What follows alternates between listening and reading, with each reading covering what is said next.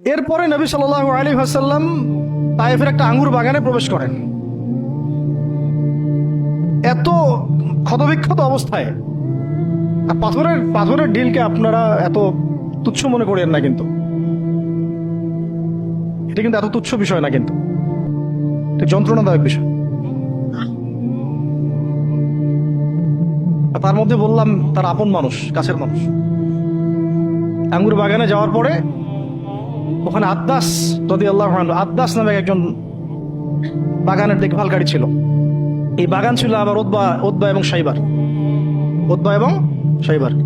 বড় আঙ্গুর বাগান।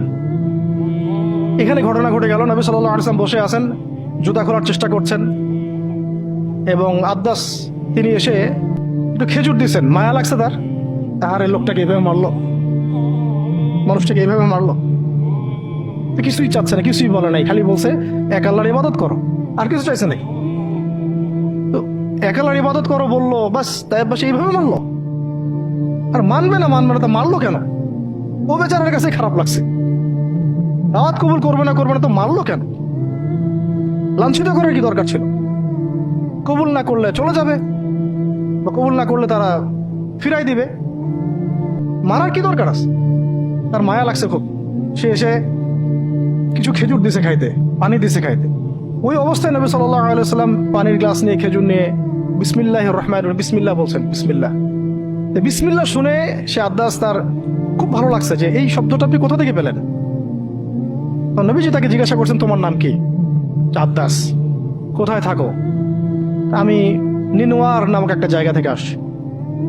এটা শুনে নবী সাল্লাল্লাহু আলাইহি ওয়াসাল্লাম বলছেন যে, ও আচ্ছা, তার মানে তুমি আমার ভাই ইউনুসের এলাকার মানুষ। তুমি আমার ভাই ইউনুসের এলাকার মানুষ। আপনি কিভাবে ইউনুসকে চিনেন? ইউনুস আমার ভাই। নবীগণ সবাই বৈমাত্রিক ভাই, আমি আল্লাহ রসুল, সেও আল্লাহ নবী। তখন তিনি ইসলাম কবুল করেন। আদ্দাস রাদিয়াল্লাহু, তার নামে ওখানে এখনো মসজিদ আছে। হ্যাঁ, ওখানে আপনারা গিয়ে দেখবেন মসজিদ আছে।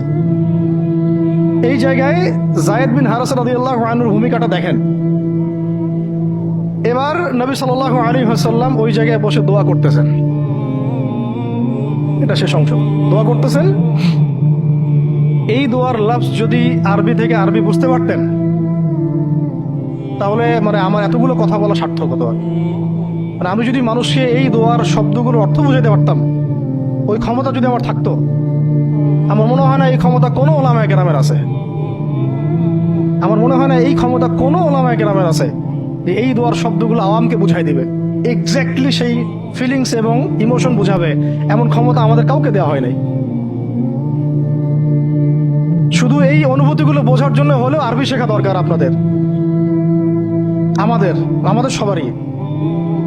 এগুলো অনুভূতিগুলো বোঝার জন্য হলেও আমাদের আরবি শেখা দরকার। মুনাজাতে মাকবুল কিতাবেও দোয়াটা আছে। নবী সাল্লাল্লাহু আলাইহি ওয়াসাল্লাম রক্তাক্ত অবস্থায়, ক্ষতবিক্ষত অবস্থায়, তার পাশে যায়েদ ইবনে হারেসা রাদিয়াল্লাহু আনহু, তারা আল্লাহ রাব্বুল আলামিনের কাছে দোয়া করতেছেন। এই দোয়াটার নাম হচ্ছে মাজলুমের দোয়া, দুর্বলের দোয়া। কিসের দোয়া? দুর্বলের দোয়া।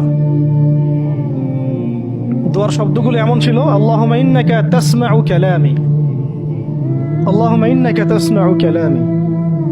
হে আল্লাহ, নিশ্চয়ই আপনি আমার কথা শুনছেন।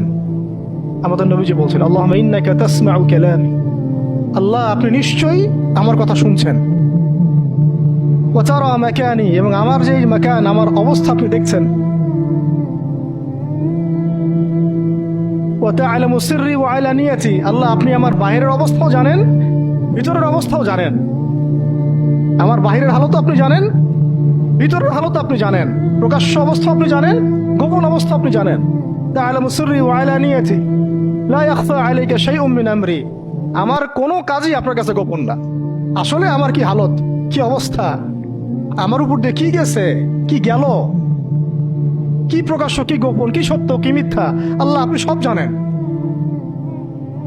বলা কথা না বলা কথা সব আপনি জানেন। তা'লামু সিররি ওয়া আলানিয়াতি লা ইয়াখফা আলাইকা শাইউম মিন আমরি।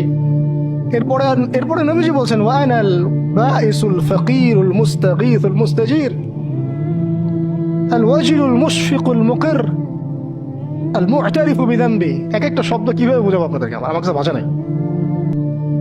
আল্লাহ আমি দুর্দশাগ্রস্ত, আমি ফকির, আমি জিল্লতির শিকার, আমার অপরাধ আমি চিনতে পেরেছি। মানে এমন এমন শব্দ যেটা যেটা একজন নবী ছাড়া কারো মুখ দিয়ে বের হওয়া সম্ভব না, এমন এমন শব্দ যেটা ওহী ছাড়া সম্ভব না। আসআলুকা মাসআলাতাল মিসকিন, মিসকিনরা যেভাবে তোমার কাছে চায় আল্লাহ, আমি সেভাবে তোমার কাছে চাচ্ছি।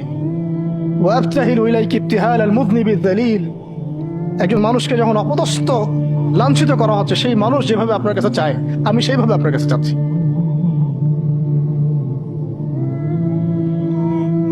আরো অনেক শব্দ আছে, মাঝখানে লাইন আছে।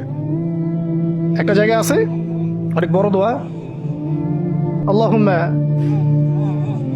ইয়া খায়রাল মাসউলিন ইয়া খায়রাল মুতিন ইলাইকা আশকু দুআফা কুওয়াতি। এই অংশটা সব কিতাবেই আছে সিরাতের। আল্লাহুম্মা ইলাইকা আশকু দুআফা কুওয়াতি, আল্লাহ আমি তোমার কাছে আমার শক্তির অক্ষমতা প্রকাশ করতেছি। মানে আমার যে শক্তি নাই এখন, তাই পাশে আমার সাথে এগুলা করলো, আমার তো শক্তি নাই এখন, আমার এই শক্তির অক্ষমতা আল্লাহ আমি তোমার কাছে প্রকাশ করতেছি।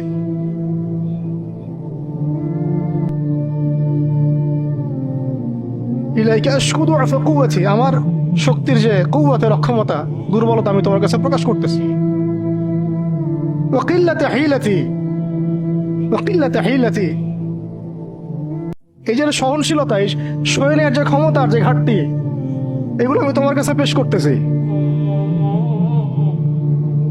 ওয়া হাওয়ানি আলান নাস, ওয়া হাওয়ানি আলান নাস, আর এই যে পুরো মানুষ, তায়েফের পুরো মানুষ আমার সাথে যা করলো, তাদের সাথে লড়াই করার যে আমার অক্ষমতা, বা তাদেরকে বুঝানোর যে অক্ষমতা আমার, তাদেরকে যে আমি বুঝাতে পারতেছি না, এটা যে আমার অক্ষমতা, এই হালত আমি তোমার কাছে পেশ করতেছি। আল্লাহুম্মা ইলাইকা আশকু দুআফা কুওয়াতি ওয়া কিল্লাতা হিলাতি ওয়া হাওয়ানি আলান নাস। কি শব্দ! বলছি ইলা মান তাকিলুনি, আল্লাহুম্মা ইলা মান তাকিলুনি, আল্লাহ তুমি আমাকে কাদের হাতে ন্যস্ত করলা, আল্লাহ তুমি আমাকে কাদের হাতে ন্যস্ত করলা। ইলা আদুইন বাঈদিন ইয়াতাহাজ্জামুনি, আমাকে ঘর থেকে এত দূরে এনে, সেই মক্কা থেকে কত দূরে, আমাকে ঘর থেকে এত দূরে নিয়ে এসে আল্লাহ তুমি তোমার শত্রুদের হাতে আমাকে ন্যস্ত করলা। ইয়াতাহাজ্জামুনি, যারা চতুর্দিক থেকে আমাকে পাথর মারতেছে। কি আবেগ দোয়ার মধ্যে, কি ভাষা, কি লফজ! ইলা আদুইন বাঈদিন ইয়াতাহাজ্জামুনি, তুমি আমাকে আল্লাহ ঘর থেকে বের করে এত দূরে নিয়ে আসলা, শত্রুদের হাতে সমর্থ করলা, তারা আমাকে চতুর্দিক থেকে পাথর মারতেছে।